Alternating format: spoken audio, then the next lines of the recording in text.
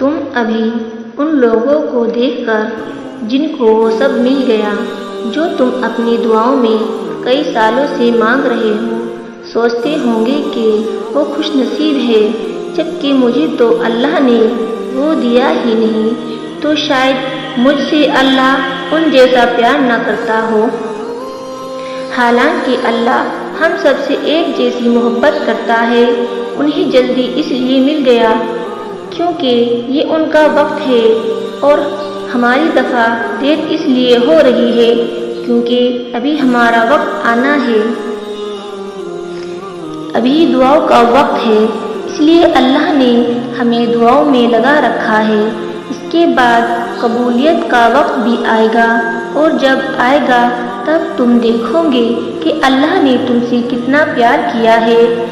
اللہ کا جواب ضرور آئے گا کیونکہ یہی وعدہ ہے اللہ کا۔ اللہ تمہیں تمہاری چاہ سے ہی نہیں نوازے گا، لیکن جب وہ چاہے گا تو دوسروں کی قبولیت ہوتی ہے۔ دعائیں دے کر خوش ہوا کرو کیونکہ ان کے بعد تمہارا وقت ہے، اور تمہارا وقت سب سے بہترین وقت ہوگا کیونکہ وہ اللہ کی رضا سے آئے گا اور اللہ کے معاوضے لے کر آئے گا۔ اور بہادر بنو، معاف کرنے والے بنو، اور یہ تمہیں ان کے لیے نہیں خود کے لیے کرنا ہے۔ تم جب کسی کو معاف کرتے ہو تو تم اپنی خود کی زخموں کو بھرتے ہو، وہ زخم جو تمہارے غلط انتخابات سے تمہیں ملے ہیں۔ تو بس اپنا دل صاف کرو، پھر دیکھو کیسے تمہارے راستے صاف ہوتے جائیں گے۔ بس ایک معافی ہی واحد مرہم ہے جو تمہیں شفا دے سکتی ہے، کیونکہ جو معاف کر دیتے ہیں اللہ انہیں وہاں سے سکون دیتا ہے جہاں جہاں انہوں نے سکون کھویا ہوتا ہے۔ جو اللہ کو اپنے لیے کافی کر لیتے ہیں اللہ بھی پھر ان کے لیے کافی ہو جاتا ہے۔ بدلے کی انتظار تو بزدل کرتے ہیں، طاقتور تو آگے بڑھ جاتے ہیں۔ دوسروں کی تباہ اور بربادی دیکھنے کی خواہش رکھنے والے کم ظرف ہوتے ہیں، ظرف والے تو معاف کر کے بھول جاتے ہیں کیونکہ وہ ان لوگوں سے زیادہ اللہ سے پیار کرتے ہیں، اور وہ جانتے ہیں کہ اللہ انہی سے محبت کرتا ہے جو نفرت نہیں کرتے۔ وہ جانتے ہیں کہ ہمارا اللہ رحمان ہے اور وہ رحم کرنے والوں کو ہی پسند کرتا ہے۔ زندگی ایک کھیل ہے، جیتو گے تو کامیاب ہو جاؤ گے اور ہار جاؤ گے تو سمجھدار بن جاؤ گے، لیکن کامیاب ہونے سے پہلے سمجھدار بننا ضروری ہے، یعنی جیتنے سے پہلے ہارنا ضروری ہے۔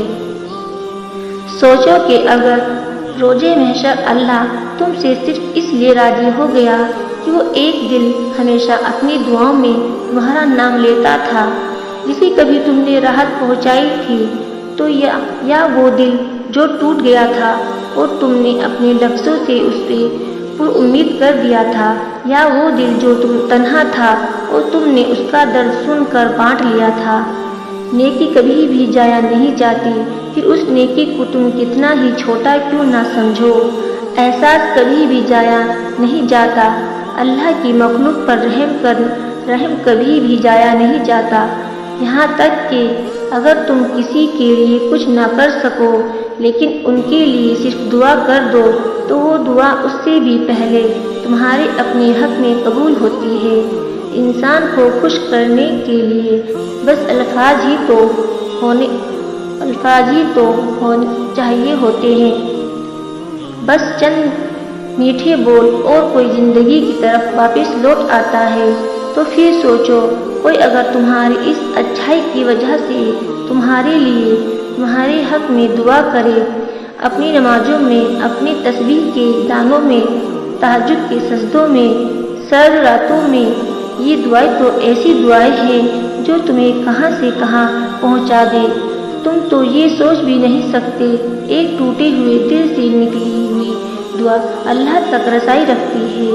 تو پھر سوچو اس دعا سے تمہاری کتنی ادھوری دعائیں پوری ہو سکتی ہے۔ تو پھر صرف چند برے لوگوں کی وجہ سے تم اپنے اندر کی अच्छाई को ख़त्म मत होने देना, क्योंकि दिल उसे तो भूल जाता है जिसने जख्म दिया होता है, लेकिन दिल कभी उसे नहीं भूलता जिसने मरहम रखा होता है। दिल अच्छाई को कभी नहीं भूलता, फिर बुराई उस पे कितनी ही हावी क्यों ना हो जाए। तुम आहों में नहीं हमेशा दुआओं में रहना, क्योंकि दुआओं को अल्लाह हमेशा अपने करीब रखता है और दुआओं में रहने वालों को भी। जो तुम देते हो वही तुम तक वापस आता है, और अगर वो कोई नेकी हो तो वो दुगनी होकर वापस आती है, इतनी जितनी तुमने की ही नहीं होती। अपने रब पर यकीन रखो, ज़्यादा सोचना इंसान को ख़त्म कर देता है। बस दुआ करो और सब कुछ रब्बुल आलमीन पर छोड़ दो, जो इतनी बड़ी कायनात के रंगों से भर सकता है। तो क्या तुम उसे नज़र नहीं आते? क्या उसे तुम्हारी बेबसी नज़र नहीं आती? तुम्हें क्या ऐसा लगता है वो तुम्हें बेमददगार छोड़ देगा? क्या वो तुम्हारी ज़िंदगी ऐसे बेरंग रहने देगा? बस अपने रब्बुल आलमीन पर यकीन रखो, बल्कि यकीन कामिल रखो।